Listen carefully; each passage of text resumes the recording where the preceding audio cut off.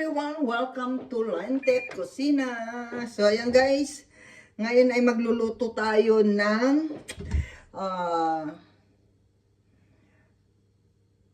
dahon ng saging. Ayan, dahon ng saging. Paano ba natin ipaano yan para makita nyo kagad? Ayan. So, yan, nakago na. Shout out everyone. Naglagay tayo ng bawang at saka ano guys sa ating sinaing na tawag namin dito ay balaki guys. Ayan. Hindi ko alam kung anong tawag niyo dito sa isda na to. Para siyang bisugo pero hindi siya bisugo. So minarinate ko to guys with ginger and garlic. Ayan. So, sasalansan natin. Binabad ko muna siya ng may salt. Pero hindi ako naglagay ng paminta. Basta salt lang. Tsaka ano. Ganon, salt lang. So, pahigain natin sila sa dahon ng saging. Ayan. Masarap ito guys pagka naluto. Yan. Lalo yung ulo. Yan, mahilig kasi ako sa ulo. Mahilig ako sa ulo sumipsip.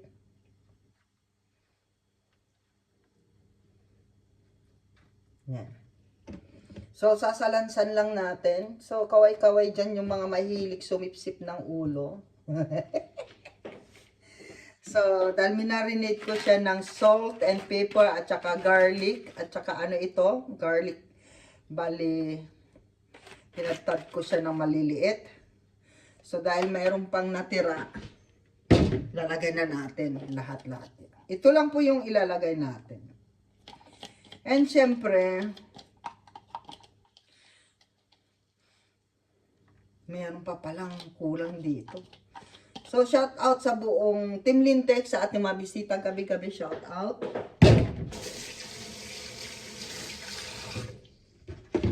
Wait lang, may kulang pala yung Ricardo ko. Hulaan nyo ano yung kulang.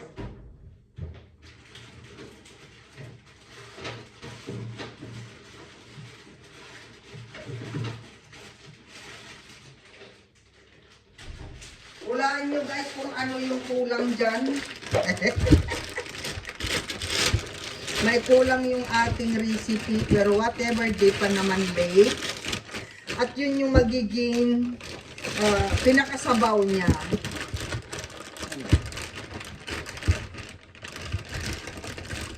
So, lahat ng ginagamit kong basta nagluto ako ng isda, laging meron nito.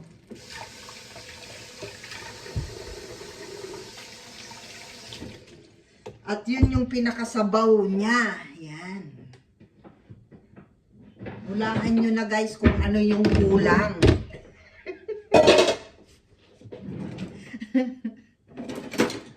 So, mahilig talaga ako basta laging meron ako nito. At yung pinakasabaw nito, yun. Yung katas nito, yun ang pinaka, ano na guys. So, ito po ang kulang sa ating sinaing na balaki. Ayan.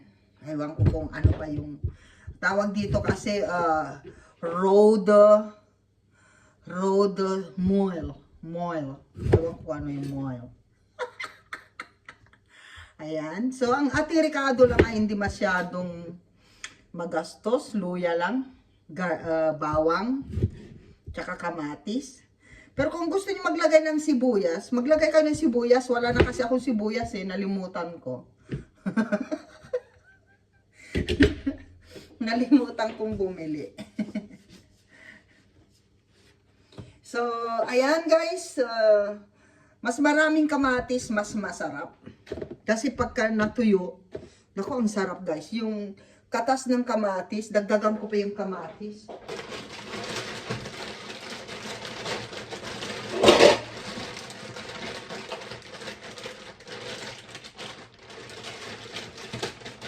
Kasi kaysa mabulok yung kamatis, di ba? Ilagay na natin lahat. Kasi mabubulok na yung kamatis ko, guys, eh. Kaysa mabulok, di ilagay na natin. Yan. Meron pang natirang 4. So, ito yung magpapasarap ng sabaw, guys. Ayan. So, punuin natin ng kamatis. Itong pinaka-water natin sa sinaing natin na isdang balaki. Ayan. Overload. Oh, overload yung kamatis natin. Ganyan lang siya. Siyempre, maglagay na tayo dyan ng mga anik-anik. Ayan. Kung gusto nyo maglagay ng bechin, maglagay kayo katulad sa akin. Yan. Kasi ang paksiw dapat may bechin talaga. Hindi siya paksiw, hindi ko alam kung anong tawag nyo dyan. Basta sinaing sa kamatis. Kung yung taga Batangas sinaing sa kamyas, try natin sa sinaing na kamatis.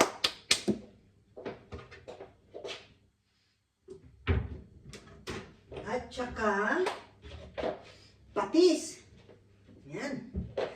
Shout out kay Daddy Engineer Manny Sibiliar. Ito po yung gamit kong patis, Daddy Koy. Ito. Hanapin mo ito. Thailand product ito. Thailand. Yan. Pero makikita mo rin sa Asian store. Ayan. Itong tatak na to. Masarap siya sa patis. Recommend ko siya, guys. Yan. Siyempre,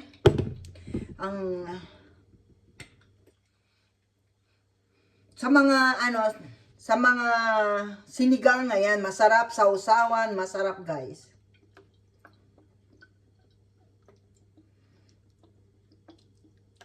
Alam nyo, dadamihan ko siya ng patis. Alam nyo kung bakit?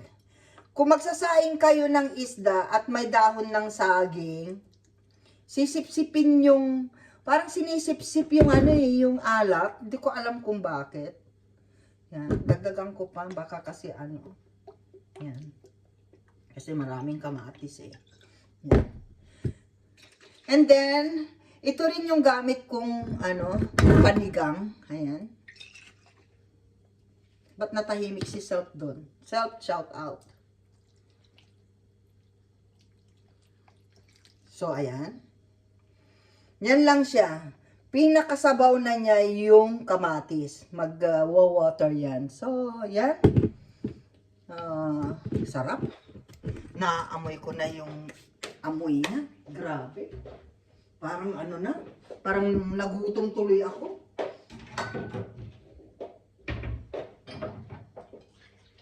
Yan. Dagdagan natin yung suka, guys. Para maglaban-laban yung asim ng pinakurat. Tsaka yung yung kamatis. Yan.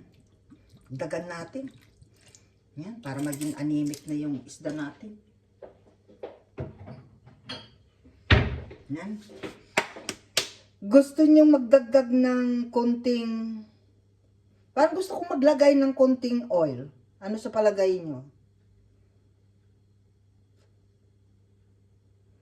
Maglagay tayo. Wag na. Baka masira yung lasa. Then, tatakpan na natin. Yan.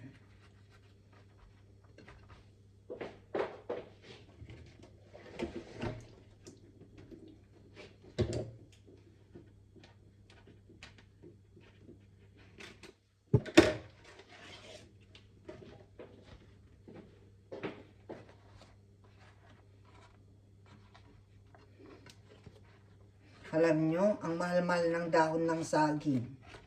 Samantalang sa amin, ninanakaw ko lang sa kapitbahay. Hindi nga ako nagpapaalam sa kapitbahay namin. Dito, talagang guys, talagang ginto yung dahon ng saging dito. Yan. So, yan guys. Paandarin na natin. I-ano na natin ng pinaka mataas. Ayan. So, takpan na natin ang mahiwaga nating panakit. Ayan. So, ayan guys. So, shout out everyone sa ating super chatter, sa ating mga super goals, sa ating mga member. Thank you so much. Sa ating mga bisita gabi-gabi. Thank you so much. Ang dami-dami nyo, kaya hindi ko na kayo isa-isahin sa buong Team Lintik. Thank you so much for always there, for support. Siyempre, sa ating secretary, Self-Be Official, ayan, at saka sa ating taga-Birigan, si Kalma Picon, ayan, thank you so much. Kasi sila na mismo yung nagpapa-premiere dahil nga busy si Lintik. So, ngayon guys ay namalingki ako kasi hindi na kami nakikita ng kanin ko. So, abangan natin kung ano resulta ng ating recipe. Ang ating recipe ngayon ay sinaing sa kamatis.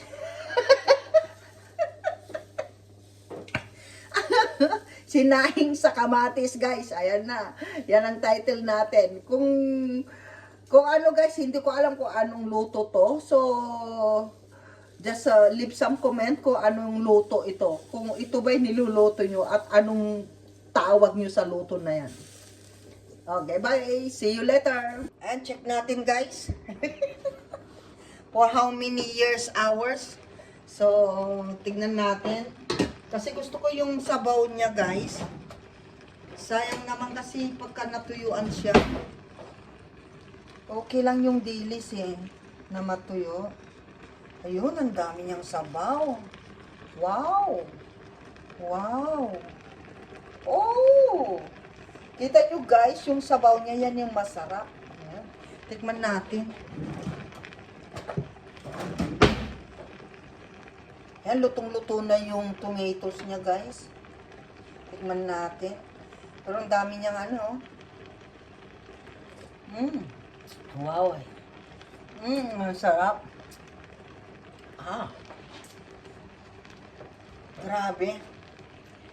Kainan na naman nito. Yung sabaw nito guys, yun yung yung masarap.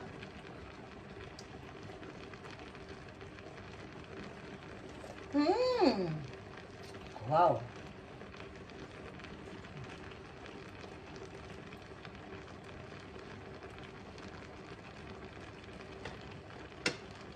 Yan.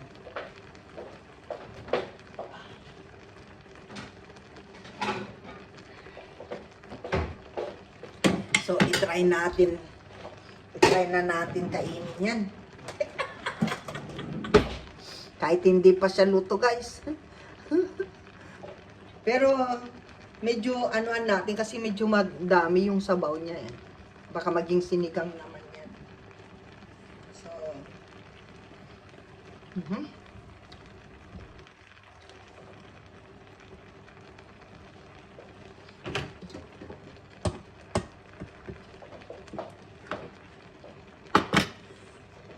So, kukunin natin yung yung tomato.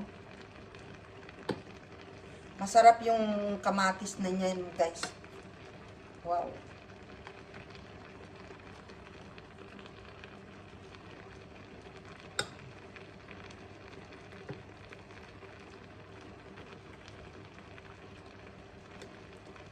Yan. Tingnan nyo pinaggagawa ko, guys. Oh. Nakita nyo yung kanin ko? Isang katirba. Wait lang. Kuhanan natin ng sabaw. Napatayin na natin kasi matuyuan siya eh.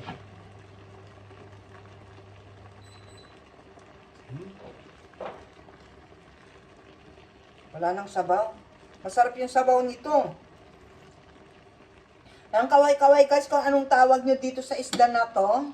Hindi siya bisugo. Parang tawag ko dito pinsan ng bisugo. Yung red na Yan.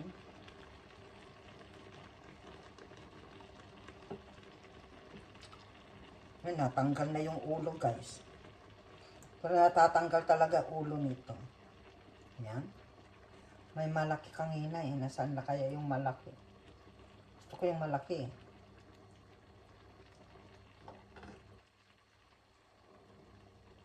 Yan.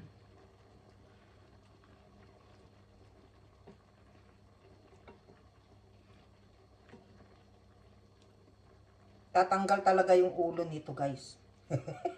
Kasi yun ang masarap. Yung ulo niya, sipsipin. So, gawin kong 4. Ay, ito pala yung malaki eh. Ano? Oh, ito yung malaki. Oh, natanggal yung ulo, guys. Natanggal yung ulo. Masarap kasi yung ulo nito, sipsipin. So, ayan guys, papakita ko lang sa inyo. Yan. Ayan na guys, ang ating imumukbang ngayon. Pero, yan,